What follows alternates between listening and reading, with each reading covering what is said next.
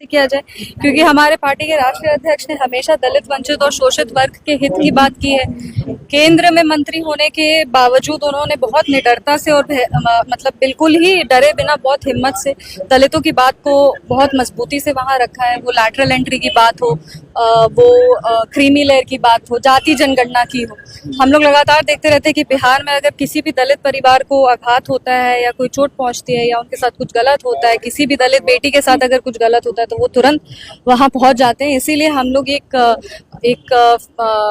अभी प्रस्ताव लाए हैं कि 29 तारीख को हम लोग एक बड़ी बहुजन भीम संकल्प रैली करेंगे, जिसमें अपने नेता का हम लोग आभार व्यक्त करेंगे कि लगातार वो बहुजन समाज की बात को, दलित महादलित की बात को मजबूती से रख रहे हैं और इस रैली को कैसे ऐतिहासिक बनाया जाए इस पे हम लोग अभी चर्चा की। आरा में ही जीतन राम मांझी भी लगातार वो चिराग पासवान पर अटैकिंग मोड में रहते हैं, कह रहे हैं कि वो भीड़ जुटाते हैं पैसे के बल पे।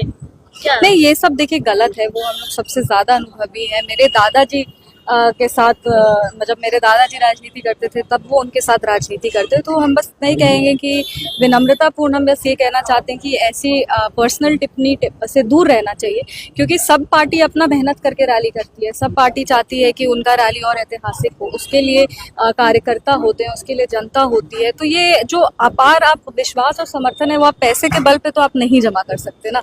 तो लगातार सबकी मेहनत होती है और ऐसे में आप किसी पार्टी को नहीं अटैक करते, आप कार्यकर्ताओं को अटैक करते। तो ये पर्सनल अटैक से बस दूर रहना चाहिए। कितना सीट पर एनडीए से चुनाव लड़ेंगे? ये बड़े नेताओं के बीच में ये बात होगी और हम तो बस इतना कह सकते हैं कि हमारे राष्ट्रीय अध्यक्ष जी का जो फैसला होगा उसके साथ हम लोग मजबूती के साथ खड़े हैं और जितनी भी सीट पे लड़ेंगे हम लोग 100% स्ट्राइक रेट जैसा लोकसभा में लाए हैं, वैसा ही हम लोग 100% स्ट्राइक रेट विधानसभा में लाएंगे, ताकि अपने पार्टी का जो एक हम लोग जिस स्पीड पे अपनी पार्टी को ग्रो कराए हैं, उस स्पीड को, उस तेजी को हम लोग मेंटेन कर सके। हम लोग इसके लिए काम। मुख्यमंत्री का चेहरा कौन होगा?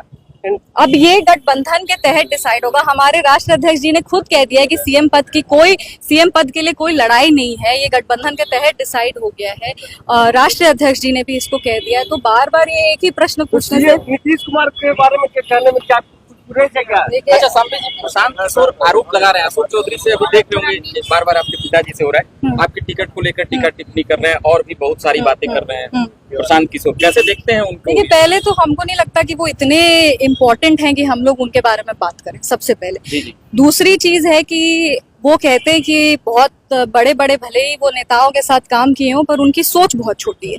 क्योंकि इस तरह से प्रेस कॉन्फ्रेंस में किसी दलित बेटी के जीत को आप तुरंत क्वेश्चन कर देते हैं। कोई दलित महिला आगे बढ़ रही है, उसके हम लोग के समाज में ऐसे लोग क्यों होते हैं कि जब कोई बेटी आगे बढ़ती है तो उसको पर्सनल फेवर से जोड़ दिया जाता है। आप लोग सभी पत्रकार हैं, आप महिला पत्रकार हैं, यहाँ और भी कई महिला पत्रकार हैं। आप सबसे पूछिए, सिर्फ पत्रकार ही नहीं, कोई भी बेटी अगर किसी भी कार्य में, किसी भी प्रोफेशन में आगे बढ़ेगी ना, उसको जोड़ देंगे कि ये तो इसका पर्सनल, ये इसकी बेटी इसलिए हो गया, ये इसकी भतीजी इसलिए हो गया।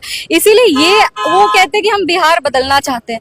तो आप ये किस तरह से ये आप बिहार बदलेंगे जब आप बिहार का बदलाव आपको पच ही नहीं रहा है कि एक दलित महिला बेटी आगे बढ़ी है। ये सिर्फ दिखाता है कि वो कितने अहंकारी है, ये सिर्फ दिखाता है कि वो कितने सामंती है अपने सोच में। और जहां तक वो वंशवाद, परिवारवाद की बात करे तो वो खुद ही तो वंशवाद और परिवारवाद को प्रमोट करे। जन्ना कर्पूरी ठाकुर जी की पोती को वो ज्वाइन करवाए और हर जगह वो प्रचार प्रसार करे। वो परिवारवाद नहीं है, लेकिन अगर दलित बेटी आगे बढ़ जाए तो वो परिवारवाद कैसे हो गया?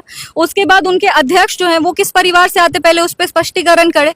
अगर इतना ही उनको घमंड है, इतना ही उनको ये क्या कहते हैं, अपने पद का ये अहंकार है, तो फिर वो आए समस्तीपुर, हम उनको चैलेंज करें कि समस्तीपुर आके चुनाव लड़के देख लें, हम भी देख लेंगे वो कितने पानी में और कितने नहीं।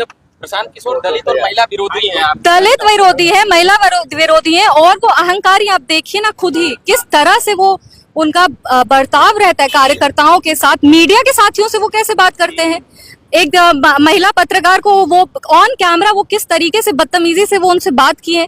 इसके अलावा जो रैली वो किए, वो हम क्या जवाब देंगे? बिहार की जनता उनको जवाब दे चुकी है। उनका रैली फ्लॉप हो गया, उपचुनाव उनका फ्लॉप हो गया, सब चीज बार बार फ्लॉप हो रहा है। वो सिर्फ और सिर्फ फिर भी वो कह रहे हैं 2/3 सीटें हम बिहार में जीतेंगे, उससे कम में हम जीत अपना नहीं मानेंगे। ये देखिए, हमको लगता है वो बहुत हिपोक्रिटिकल हो गए। जैसे आप देखिए, आप वो एक टाइम पे आप हम पे तंज कसते हैं और दूसरे सेंटेंस में आप राष्ट्रीय अध्यक्ष जी का तारीफ करते हैं, तो आप दो नाव पे कैसे सवार हो सकते हैं?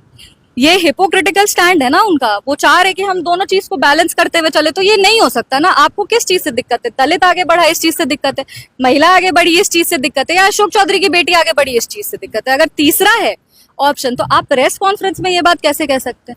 इतना हम भी, अपने दादाजी मेरे राजनीति किए थे, मेरे पिताजी राजनीति किए थे, और उन लोग कहते थे कि 3 P's are very important in politics. One is your presence, one is presence, one is your perception, आप अपना क्या परसेप्शन बनाते हैं, और तीसरा पोलाइटनेस। सबसे आप, क्योंकि आप लोगों से बात करें, आप विनम्रता से बात करिएगा ना भाई। आप किसी को, इतना तो हम भी जानते हैं, जब भी हम विपक्ष का भी बात करते हैं, आज तक हमने कभी कोई पर्सनल अटैक नहीं किया, कभी नहीं। कुछ भी हो जाए, हम लोग हमेशा कहते हैं कि वो आपके पिताजी अशोक चौधरी जी को टिटपुंजिया नेता बोलती है। देखिए, वो भले ही बहुत बड़े बड़े नेताओं के साथ काम किए हो, वो बहुत बड़े बड़े लोगों के, उनको बहुत ज्यादा अनुभव हो, ऐसा हो सकता है, उनको ऐसा लगता होगा, लेकिन ये सिर्फ उनका अहंकार और घमंड। हम तो अपने आप को नेता के, हम तो अपने आप को कार्यकर्ता बोलते हैं, यही दर्शाता है कि आप कितना आगे जाएंगे। वो जिन नेताओं के साथ वो घूम रहे हैं, वो नेता कौन है और वो खुद क्या है? जिस दिन सदन में आएंगे उस दिन बोलेंगे मेरे पिताजी को, जब बोलना होगा तो सदन में बोलेंगे। तो समस्तीपुर से उनको चुनाव लड़ने के लिए चैलेंज करना है। हम बोल रहे कहीं से भी चुनाव लड़